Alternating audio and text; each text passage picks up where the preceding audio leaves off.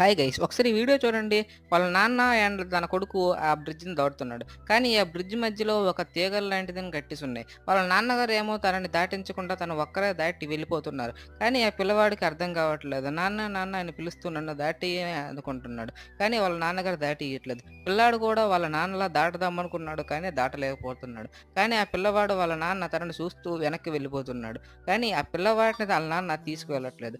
కానీ ఆ పిల్లవాడు తనని ఎలా అయినా దాటాలి అని ప్రయత్నిస్తున్నాడు కానీ దాటలేకపోతున్నాడు.